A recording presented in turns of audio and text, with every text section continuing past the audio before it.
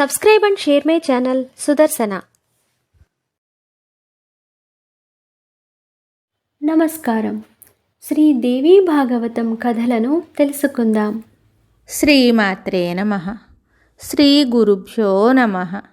శ్రీమద్దేవి భాగవతము 6వ స్కందము. భగవంతుడకు శంకరుని ద్వారా లక్ష్మీదేవి వరమును పొందుట. అశ్వరూపమును ధరించిన విష్ణు భగవానుని ద్వారా అశ్వరూపమున ఉన్న లక్ష్మీదేవి పుత్రుని గనుట. లక్ష్మి మరల తన స్వరూపమును పొందుట. శివుడు పంపగా చిత్రరూపుడు వైకుంఠానికి వెళ్ళాడు. అక్కడ ఇరువురు ద్వారపాలులను చూశాడు.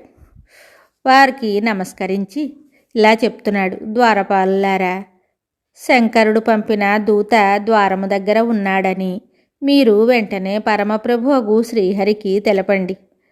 చిత్రరూపుని మాటలను విని బుద్ధికుశలుడగు జయుడు లోపలికి వెళ్ళాడు. శ్రీహరికి ప్రణమిల్లి ఎదుట నిలిచాడు. చేతులు జోడించి చెప్పసాగాడు: దేవదేవ, రమాకాంత, కరుణాసాగర, కేశవ, శంకర భగవానుని దూత ద్వారము వద్ద వేచి ఉన్నాడు. గరుడధ్వజ, అతనినిక్కడికి పంపవలనా లేదా? దయచేసి నాకు తెలుపుడు. అతని పేరు చిత్రరూపుడు. విష్ణు భగవానుడు అంతర్యామి. దూత వచ్చిన కారణము దాగి ఉండలేదు. జైని మాటలను విని విష్ణువు ఇలా చెప్తున్నాడు: మంచిది, నీవు అతనిని తీసుకొని రమ్ము. భగవంతుడగు శంకరుని సేవకుడగు చిత్రరూపుడు మిగుల విలక్షణుడు. శ్రీహరి ఆజ్ఞ ప్రకారము జయుడు వెంటనే బయటకు వచ్చి చిత్రరూపునితో రండి, లోపలికి రండి అని పలికాడు. చిత్రరూపుని పేరు వలె అతని ఆకారం కూడా చిత్రంగా ఉంది. జైని వెంట లోపలికి వెళ్ళగానే అతడు విష్ణు భగవానునకు సాష్టాంగ ప్రణామం చేశాడు. చేతులు జోడించి నిలబడ్డాడు. అతడు అత్యంత అద్భుత రూపంతో ఉన్నాడు. అతని ప్రతి అంగము నుండి వినయము తొణికిసలాడుతోంది. భగవంతుడగు విష్ణువు నవ్వి చిత్రరూపుని అడిగాడు. అనగా, దేవాధిదేవుడు భగవంతుడగు శంకరుడు సపరివారముగా కుశలుడే కదా. ఆయన నిన్ను పంపుటకు కారణం ఏమిటి? స్వయంగా ఆయనకే పని కలిగిన, దేవతలు నిర్వహించవలసిన కార్యము కలిగిన, లేక దేవతల కార్యం ఏదైనను ఆయన ఎదుటకు వచ్చిన? దూత చెప్తున్నాడు: గరుడధ్వజ, జగత్తునందు ఏ విషయమును ఆ స్వామికి తెలియనిది కాదు. మీరు 3 కాలములందలి విషయములను ఎరుగుదురు. అయినప్పటికీ ఇప్పుడు ఉత్పన్నమైన సమస్య మీకు తెలిపెదను. ప్రభు, భగవంతుడగు శంకరుడు దానిని మీకు తెలుపుటకై నన్ను ఇక్కడికి పంపెను. ప్రభు, ఆ స్వామి చెప్పినట్లు మీకు విన్నవించెదను. దేవేశ్వర, ఆయన ఇలా చెప్పారు: ప్రభు, మీ భార్యయగు లక్ష్మీదేవి యమునా తమసా నదుల సంగమమునందు తపస్సు చేయుచున్నది.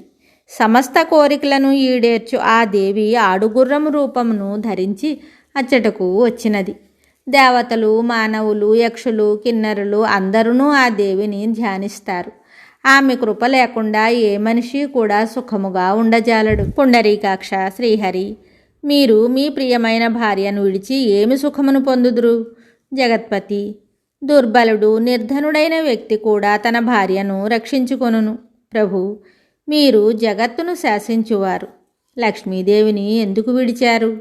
ప్రభు, తన భార్య దుఃఖముతో కాలం గడుపుచుండినచో ప్రపంచమున అట్టివాని జీవితము ధిక్కరించినదగును. శత్రువు కూడా అట్టి వ్యక్తిని నిందించును. మీరు మీ భార్యకు దూరముగా ఉన్నారు. ఆ దేవి అత్యంత ఖిన్నురాలై ఉన్నది.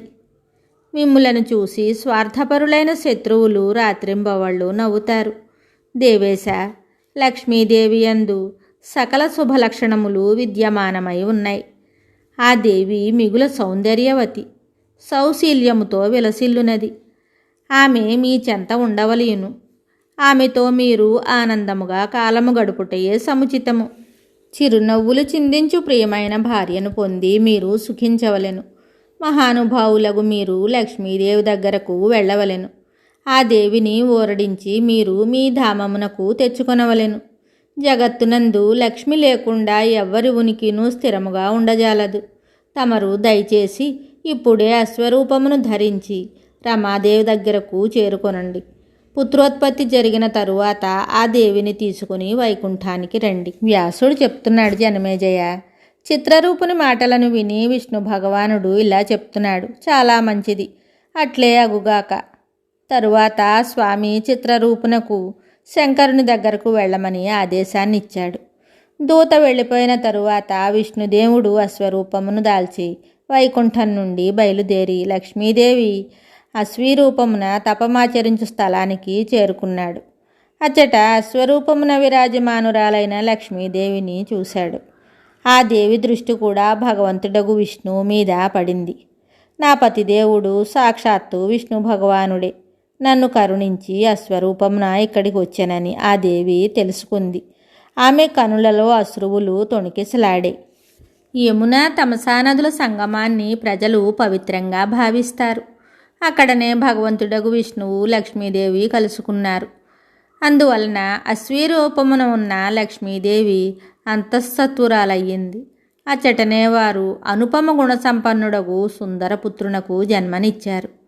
తరువాత విష్ణు భగవానుడు నవ్వి లక్ష్మీదేవితో చెప్తున్నాడు, ఇప్పుడు నీవు అశ్వరూపాన్ని వదిలిపెట్టి మునుపటి వలె దివ్య దేహాన్ని ధరించు. మనమిరువురము మన వాస్తవిక శరీరములను ధరించి వైకుంఠానికి వెళ్ళిపోదాం. సుందరలోచని, నీకు కలిగిన ఈ కుమారుడు ఇచ్చటనే ఉండుగాక. తరువాత భగవతి లక్ష్మి భగవంతుడగు నారాయణుడు ఇద్దరును దివ్య శరీరాల్ని ధరించి ఒక ఉత్తమ విమానం మీద విరాజమానులయ్యారు. దేవతలు వారి యశస్సును గానం చేయడం ప్రారంభించారు. భగవంతుడు తన పరమధామమును చేరుచుండగానే భగవతి లక్ష్మి తన ప్రాణేశ్వరుడుగు శ్రీహరితో చెప్తోంది, నాథ, ఈ బాలకుని కూడా వెంటబెట్టుకుని వెళదాం. నేను ఈ బాలుని వదిలిపెట్టజాలను. మీతో సమానమై ప్రతిభావంతుడైన ఈ నా కుమారుడు ప్రాణముల కంటే కూడా శ్రేష్ఠుడు. మధుసూదన, ఇతనిని తీసుకుని మనము వైకుంఠమునకు వెళ్ళిపోయేదము. శ్రీహరి చెప్తున్నాడు, ప్రియురాల వరానన, ఈ సమయమున దుఃఖమును ప్రకటించుటకు చోటు లేదు. ఈ బాలకుడు ఆనందముతో ఇచ్చటనే ఉండగలడు. ఇతని పోషణ భారమును వహించుటకు నేను ముందే ఏర్పాటు చేశాను. దేవి, పుత్రుని విడుచుటకు ఒక ప్రధాన కారణం ఉంది. దానిని నేను నీకు చెప్తాను, వినుము. భూమండలమున యయాతి వంశమునందు తుర్వసుడనే పేరుగల ఒక రాజు ఉన్నాడు. అతని తండ్రి హరివర్మయని లోకప్రసిద్ధమైన నామకరణాన్ని అతనికి చేశాడు. ఇప్పుడు ఆ నరేషుడు పుత్రుని పొందవలనని కోరికతో పవిత్ర తీర్థమునందు తపస్సు చేస్తున్నాడు. అతడు తపస్సు చేస్తూ 100 సంవత్సరాలు పూర్తిగా గడిచిపోయాయి. కమలాలయ, రాజగు హరివర్మ కొరకే నేను ఈ పుత్రుణ్ణి ప్రకటితుణ్ణి గావించాను. దేవి, మనము రాజు దగ్గరకు వెళ్ళి అతనిని ఇక్కడికి పంపెదము. ప్రియురాల, పుత్రుడు కావలనని కోరు ఆ నరేషునకు ఈ బాలకుని సమర్పించెదము. అతడు ఆనందముతో ఈ బాలుని తన ఇంటికి తీసుకుని వెళ్ళును. వ్యాసుడు చెప్తున్నాడు, ఇట్లు ప్రియ భార్యయగు లక్ష్మిని ఓరడించి బాలకుని రక్షించుటకు సముచితమైన ఏర్పాట్లను విష్ణు భగవానుడు చేశాను. భగవంతుడగు విష్ణువు ఉత్తమ విమానమున విరాజమానుడై వైకుంఠమును చేరుకొనెను. శ్రీలక్ష్మి కూడా స్వామి వెంట విరాజమానురాలై ఉండెను. శుభం. శ్రీదేవి భాగవతం తరువాయి భాగంలో మళ్ళీ కలుద్దాం. నమస్కారం. Subscribe and share my channel Sudarshana.